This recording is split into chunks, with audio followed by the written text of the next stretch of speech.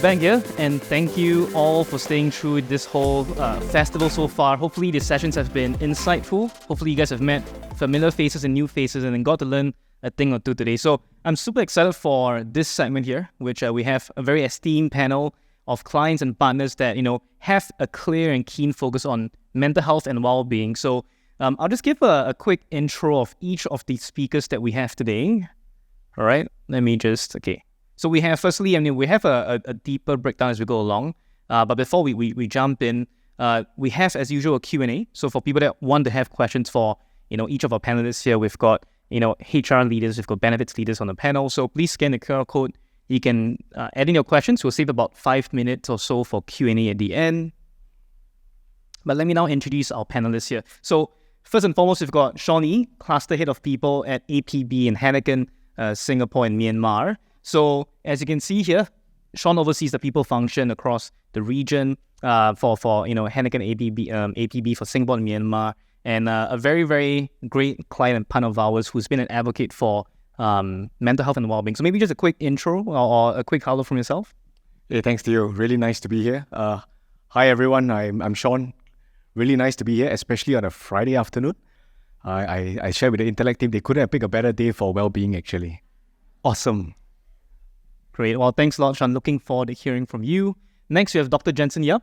Dr. Jensen Yap is the Chief People Officer at NUS, where he oversees human resource policies and processes across the university. He's also an adjunct professor at the NUS Business School. So, Dr. Jensen, over to you. A quick hello.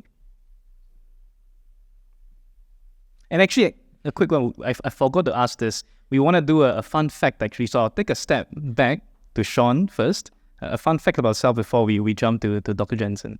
Fun fact. Well, I'm a twin. What? So I don't know whether Theo's got the right Sean or Sean's brother. Yeah, I did see a different hair parting today. Okay, great. Did not know that. Thanks a lot. Dr. Jensen, over to you. So congratulations, Sean, you graduate well, right school. Great taste. Actually, I live in Australia, but I work here, so I commute every month. And I've been doing that for nearly 20 years.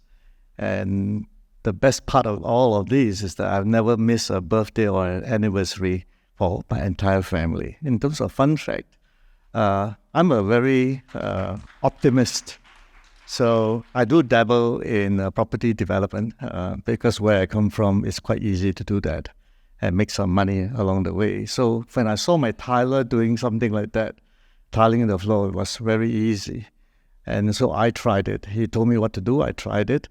And when I sold that particular investment, I had to put a carpet over it. And when the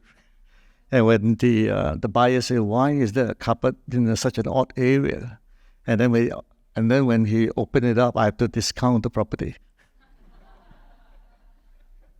Thanks a lot, Dr. Jensen. And last but not least, we have Dr. Vanessa Sun.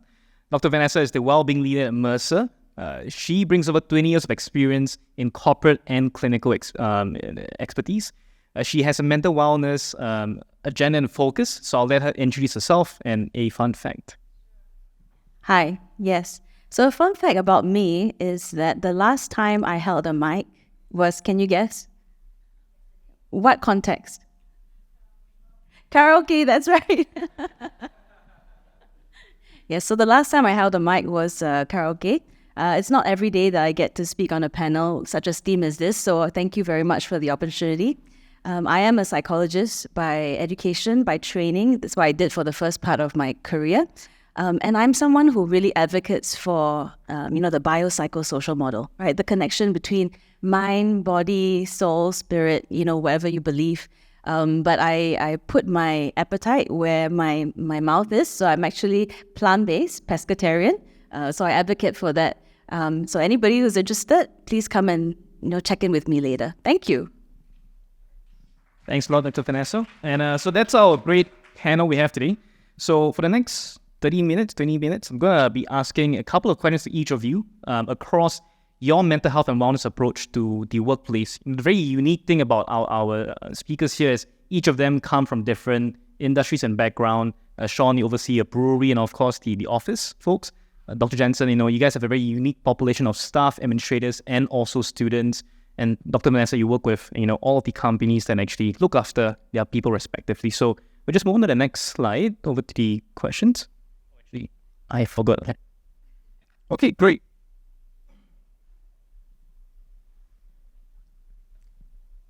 Testing? Okay, I'm good. Sorry. Okay, so the first question is addressed to Dr. Jensen and Sean. All right, so let's begin by addressing the unique challenges faced when rolling out effective mental wellbeing programs. So exactly what I just said, different areas and different, stakeholders you guys serve. What unique obstacles do you respectively face for the different employee groups that you look after, and how do you actually approach it? So maybe we'll start with Sean. Sure. Thanks, Theo. So, in Heineken in Singapore, our operating company here is Asia Pacific Brewery Singapore. We have about 700 employees, and they work across both the office, the brewery, as well as the trade. So you may be quite familiar with the beer promoter, the brand promoters that they come around and promote our brands. Indeed, there are obstacles that are quite unique to us. First and foremost, we like to think it's stigma. One of the things is how do we actually get them to talk about it openly? How do we get them to talk about it and share with their line managers or just among themselves? And it's quite fortunate that we actually foster a culture of where we have real conversations between line managers, between colleagues as well. And that's where they form a little bit of a emotional connection at the workplace. So that's one. Maybe I touch on one more. Given such a diverse population, and diversity extremely, when I mention diverse, we have about 19 different nationalities working in Singapore. Because of such a diverse population and the kind of work that they do, accessibility to well-being is something. Accessibility from the point of do they know about it? And then, of course, do their working hours, for example, as simple as that, permit or allow them to enjoy these well-being activities?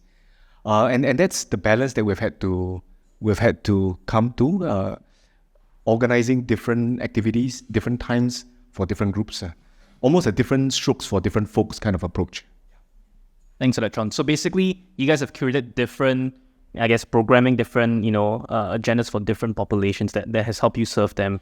Super helpful. So over to Dr. Jensen, how about you guys? The best way is to contrast my experience. When I was running a business in the Big Four, the obvious stakeholder groups are when you're in a partnership, and how you handle partnership is very different from how you handle the employees. And there are different challenges when you're working across geographies, like when I was running APAC and Global. When you come to NUS, we are a very large people organization. We have something like about 15,000 staff. And student-wise, we are approaching 50,000. So we have a very concentrated population of close to 60,000 people in a very nice place in Bukit Timah. More and more, we are going regional. So we have a lot of activities in China, US, and Europe. When you think about students, the biggest issue is really around expectations. And there are very bright students who come to us. And the route of how they got to success is very different from how you can be successful in a university environment. And I have seen, unfortunately, some students unable to cope in that environment, and quite sadly, not being able to carry on, and fatality happens. Now we have overseas students that are coming in, and they are also having challenges around adaptation as well. And it's very difficult when such things happen. The staff is different. We, of course, try to attract the best of the best. And dealing with the best of the best, the egos are very high. My ego is very low, but the rest of the egos are very high. And there is a famous saying amongst us that professors love to teach, but they hate to be taught. Sorry, any professors here? I humbly apologize. And so they are all constantly denial, even if there is a problem. And so a lot of times we actually have to try to go deep and go wide in understanding that when you have to gain their trust in order to deal with the innermost thing that they're trying to deny. And that's extremely difficult. So those would be some of the challenges. Super interesting. And I guess you guys really have quite a diverse, a very diverse group of, young, different nationalities all the way towards more seasoned and very, very, esteemed professionals. So thanks for that perspective. And I'm on the young side. Yeah. Young and younger. Okay, great. So let's move on to the next question. This one's for you, Dr. Vanessa. Sorry, it's a bit of feedback. So, all right. So in the last joint event, and just to kind of bring up, one of the topics he spoke about that, stuck with us quite a bit was benefits for an hourly workforce, all right? An area in which, Singapore businesses, and actually a lot of regional businesses actually face manpower crunches. Think about F&B, hospitality, you name it, you always hear, anywhere you eat, people complaining about not enough people. So how would you advise HR teams to navigate benefits for this demographic of staff that may not enjoy the same, benefits that a full-time employee actually has? Yeah. So I prepared, quite a comprehensive answer, but I know we only have a few minutes, right? I think we all know the why here, right? To build sustainable businesses that are future-proof, you want to be including this group of staff, this group of employees in your well-being and benefits mindset. But you not only want to do that, you want to actually design, like what Sean was saying, design benefits, design well-being that will reach and that will actually matter to these groups of staff. So what do we do, right? What 4 things that we can consider? So firstly, are we going to roll out the same program? It may not be feasible for various reasons. Do we roll out a partial program? So the same program, but maybe, limited benefits, right? That's a possibility. Do you roll out a separate program altogether? Or do you then outsource your benefits?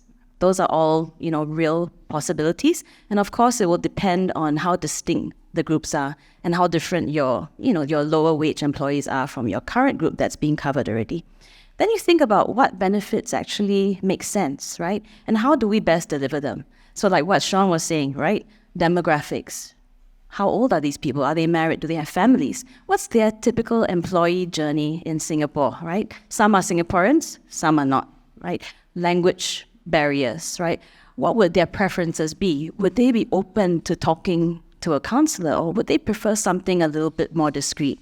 How do you deliver this, right? They might not have computers. They might not be seated at computers. They may be all over the island, right? For, in the case of logistics or delivery workers, they might have high-risk jobs. They might be physically strenuous jobs. So really looking at their different preferences and needs and thinking to yourself, what will shift the needle for this group, right? Putting yourselves in their shoes. Then think about what vendors you can enroll, you can partner with. Not all vendors will offer things for this group, although I would say an increasing number of vendors have become a little bit more aware of the needs and are offering offerings, right, for this group of employees. And then what communication strategies? So you're not going to be sending the EDMs, right? You're not going to be sending the wellness bulletins that we send, but you're going to be wanting to do a lot more outreach face-to-face, right? So do you appoint volunteer ambassadors to reach out to these people, share with them what's available, share with them about wellness, check in with them? Are you going to be sending text messages, right? Or, posters at the back of buses or in staff canteens. So things like that to consider. So in terms of what programs, just bear with me. I've got a number of things that, I can hopefully, give suggestions to. So firstly, right, make sure that in terms of medical benefits, you do have some inpatient and outpatient coverage. So we know that about half of the insurance that we speak to, they are adjusting, right, their eligibility requirements to be able to include these staff that are not full-time permanent staff, right? So increasingly so, this group is being taken care of by insurers. On-site care could be a good alternative as well, right? For people who can't afford to, go somewhere or, are not mobile, you can have it on site. You can have, basic health screening, your vaccinations. You can even have on-site counseling. I think that might be extremely appreciated by some groups. Think about virtual first care, right? So wherever you go, one thing I think that's true is that everybody seems to have a smartphone. Agree with me? It's something that, cuts across the board. So if you can use things, like telemedicine, telehealth, virtual digital EAP, these are some things that really employees can bring with them wherever they go, whether they're at the branch or whether they're delivery riders. Think about healthy food options, right? Vending machines in dormitories don't need to be stocked with chips and soda. There can be different things available. You could provide complimentary meals.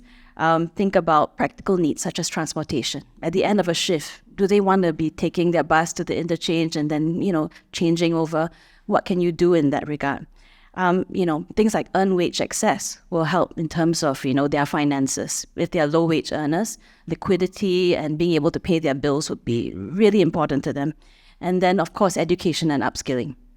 So we know that, I love that quote just now by Dr. Bob Aubrey, people as purpose, right? As well as means, but really that people as purpose. So how do we leave these people, at a better position than when they started with us? How do we invest in them? So you could be tapping on government funding. You could have a separate fund, but, it could be just bite-sized learning that's accessible from their mobile phones, or it could be government funded, invest in these people, help them to upskill, give them some mobility. Lastly, I think it will be important because, these people are all over, they don't have HR or managers or peers that are looking out for them and can signpost for them. I think appointing people like peer supporters or volunteers on the ground where they work to actually spot, signs, symptoms, or, things that might be concerning. I think these would be really important things to consider. Thanks a lot for that, Dr. Vanessa. A very well prepared and actually very, very practical set of tips. And I'm glad NTLEC supports a lot of these things. Awesome. Okay, let's move forward. Great. So next one's for Sean, right? So Heineken's a global company with its subsidiary APB, Asia Pacific Breweries, being a local business with very deep roots in Singapore dating back to, the early 1900s. So have you faced challenges from managers, management, employees with more traditional mindsets around this topic about implementing, employee well-being benefits? A good question. When we look at the concept of well-being, in all truth and honesty, it really took flight maybe 2-3 years ago. And that's where it became a lot more real for us. There's this traditional mindset that presence equals to performance. You've got to be at your workplace and then we know you're performing. I think that was one of the traditional mindset.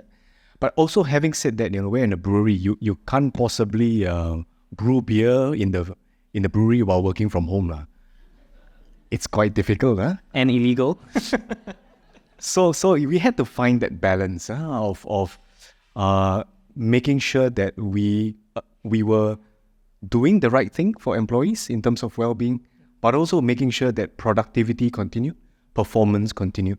And that's where, when you look at line managers who are the ones closest to employees, we have to equip them with firstly the right mindset, but also secondly the right tools to be able to speak to their teams. And just sharing a little bit, Vanessa gave a lot of tips. I feel I have to give a bit of tips as well. So in Heineken, we've got this thing called a high life framework, very nicely, four pillars of health and well-being. First is professional well-being, which is really around how you show up at work, how we help you to show up at work. Then we also have things like emotional well-being, how we take care of you, your mindset, your mental well-being. We've also got social well-being. We're extremely good with that, especially when you put a couple of beers in our hands. But I mean, besides the beer, it's extremely important for us because we are an organization that thrives on connections and connectivity. All right, and of course the last one is oh